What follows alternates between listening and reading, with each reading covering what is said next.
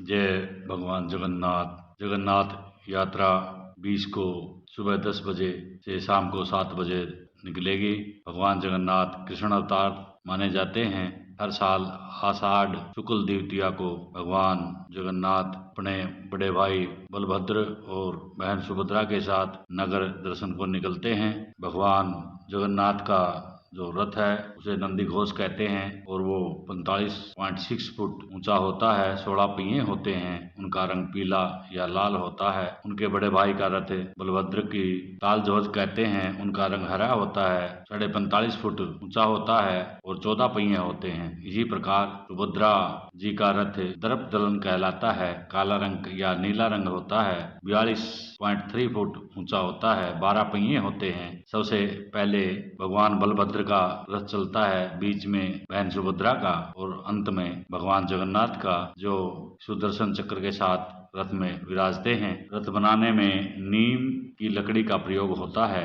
रथ में कील या चिपकने वाला पदार्थ नहीं लगाए जाते। रथ यात्रा उत्सव 10 दिन चलता है। रथ में सवार होकर भगवान जगन्नाथ अपने बड़े भाई और बहन सुभद्रा के साथ गुड़ीचा मंदिर जाते हैं, जो उनकी मौसी का घर है। वहाँ 9 दिन विश्राम करने के बाद वापिस अपने मंदिर में आकर विराजते हैं। इस जगन्नाथ रथ यात्रा में लाखों व्यक्ति दर्शन करते हैं। भगवान जगन्नाथ, बलभद्र और सुभद्रा की मूर्तियां अधूरी हैं। धरती का वैकुंठ कहा जाता है पूरी। इसे शाक क्षेत्र या नीलांचल, नीलगिरी भी कहते हैं। कृष्ण यहाँ नील माधव के रूप में अवतरित हुए थे। समुद्र पर स्थित है। जगत के नाथ यहाँ अपने बड़े भाई बलभद्र और बहन सुभद्रा के साथ विराजते हैं। तीनों की प्रतिमाएं काष्ठ की बनी हुई हैं। 12 साल बाद मूर्ति बदलने का विधान है।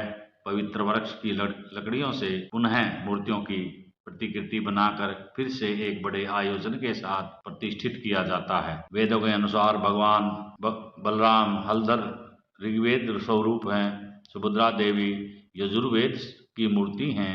श्री हरि सामवेद स्वरूप हैं और सुदर्शन चक्र को अथर्ववेद माना जाता है। श्री हरि यहाँ दारुमय रूप में विराजमान हैं। मंदिर के गर्भगृह से प्रभु जगन्नाथ, बलभद्र, सुभद्रा की मूर्तियां एक रत्न मंडित पाषाण चबूतरे पर स्थापित हैं। चारों प्रवेश द्वारों पर हनुमान जी विराजमान हैं। शास्त्रों के अनुसार भगवान विश्वकर्मा बूढ़े बढ़ई के रूप में जब मूर्ति बना रहे थे, तब इन्होंने राजा इंद्रद्युम्न के सामने शर्त रखी कि जब तक मूर्तियां पूर्ण नहीं बन जाती तब तक अंदर कोई प्रवेश नहीं करेगा। यदि दरवाजा पहले खुल गया तो मूर्तियां बनाना छोड़ देंगे। बंद दरवाजे के सामने खड़े हो नित्य राजा मूर्ति बनाने की आवाज सुनते थे। एक दिन अंदर से कोई आवाज नहीं आई तो राजा को लगा कि बढ़ई काम छोड़कर चले गए। राजा ने दरवाजा खुलवाया तो शर्त अनुसार विश्वकर्मा जी मूर्तियों को छोड़कर चले गए। इससे राजा दुखी हुआ, किंतु एक आकाशवाणी की आज्ञा अनुसार राजा ने अधूरी मूर्तियों को ही स्थापित करवाया। उसी दिन से आज तक मूर्तियां इसी रूप में विराजमान है। आज भी भगवान जगन्नाथ जी की मूर्ति में धड़कता है दिल। भगवान श्री कृष्ण अपनी लीलाएं पूरी कर देह त्याग कर वैकुंठ चले गए। पांडवों ने उनकी पार्थिव देह का संस्कार कर दिया, लेकिन दिल जलना बंद नहीं हुआ। पांडवों ने जलते दिल को जल में प्रवाहित कर दिया। यह लकड़ी के लट्ठे के रूप में परिवर्तित हो गया। यह लट्ठा राजा इंद्रद्युम्न को मिला और उसे राजा ने भगवान जगन्नाथ की मूर्ति में स्थापित कर दिया। 12 वर्ष बाद जब मूर्ति बदलती है तो दिल वाला लट्ठा परिवर्तित नहीं होता। मंदिर के पुजारियों ने भी इसे आज तक नहीं देखा है। लट्ठा परिवर्तन के समय पुजारी की आंखों पर पट्टी बांध दी जाती है। बगैर देखे, बिना स्पर्श किए इस लट्ठे को पुरानी मूर्ति से निकालकर नई में स्थापित कर दिया जाता है। पुजारी उनके एहसास अनुसार यह लट्ठा बहुत ही कोमल है।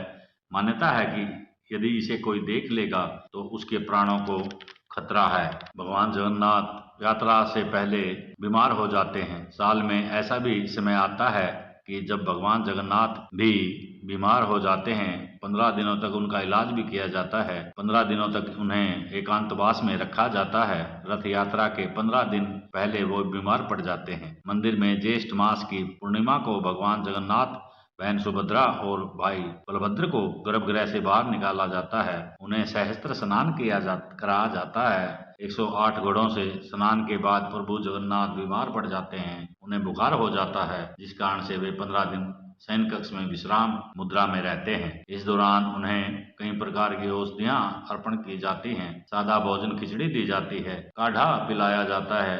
आषाढ़ मास की शुक्ल द्वितीया को विश्राम स्थल से बाहर निकलते हैं। रथ यात्रा का शुभ आरंभ होता है। सहस्त्रनाम परंपरा प्राचीन काल से चली आ रही है। इस दौरान दर्शनार्थियों के लिए भगवान जगन्नाथ के कक्ष के कपाट बंद कर दिए जाते हैं। कस्तूरी केसर चंदन के साथ साथ औषधि भी दी जाती है। एक दिन प्रत्यक्ष स्नान कराया जाता है। जिस कूप से पानी लिया जाता है वो साल भर बंद रहता है। चतुर्दशी को कूप की सफाई होती है और पूर्णिमा को स्नान कराया जाता है। बाकी दिन प्रतीक स्नान, बिंब स्नान, परछाई स्नान कराया जाता है। सुबह 7:15 बजे हर रोज तीनों विग्रहों को स्नान मंडप में विराजमान कर मंगल आरती की जाती है। फिर द्वारपाल पूजा की जाती है। 12 बजे स्वर्ण कूप से जल निकाल कर स्नान कराया जाता है। 35 घड़ों से नहलाया जाता है भगवान जगन्नाथ को, और सुभद्रा को 22 और बलभद्र को 33 घड़ों के स्नान कराया जाता है। सुदर्शन को 18 घड़ों के से स्नान किया जाता है। स्कंद पुराण में लिखा है कि रथ यात्रा में जो शामिल होकर